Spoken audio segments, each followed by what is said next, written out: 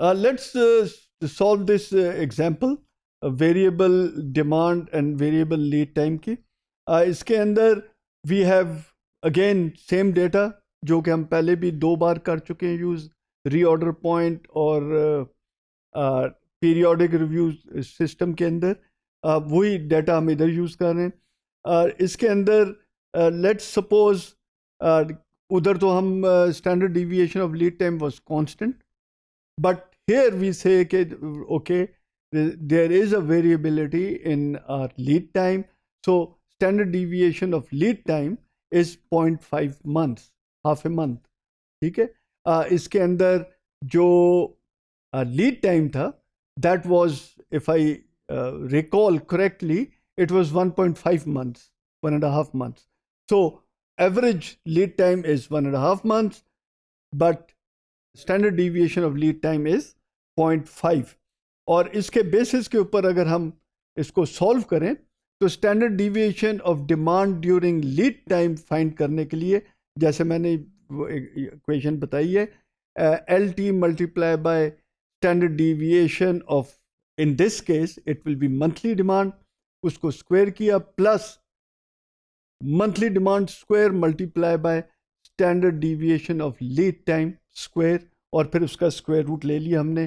तो उसके बेसिस के ऊपर हमारे पास जो वैल्यू आ रही है दैट इज 6727.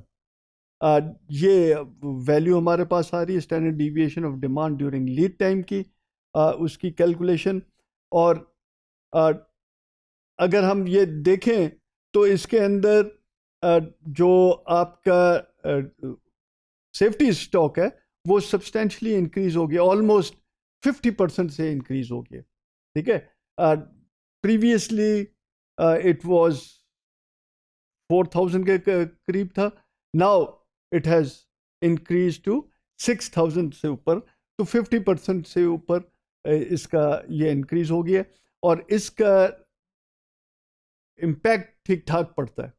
तो इसके अंदर देयर इज ऑल्टरनेटली हम क्या कर सकते हैं कि क्योंकि ये ज़रा डिफ़िकल्ट होता है, तो इसके अंदर हम ये कर सकते हैं कि हम lead time over the period हमने रिकॉर्ड किए हुए हैं, तो उसके अंदर से हम जो सबसे ज़्यादा लीड टाइम का है वैल्यू, उसको यूज़ कर कर हम standard deviation of demand during lead time कर लें, और लीड टाइम को हम कांस्टेंट अज्यूम करें यूजिंग जो लीड टाइम है वो लार्जेस्ट वैल्यू को यूज़ करें. Although this is not precise, हम कहें इट इज़ लेस प्रिसाइजली कि ये चीज़ आ रही है, but it makes the whole model more simple model. इसके अंदर कॉम्प्लिकेशन थोड़ी कम हो जाएगी.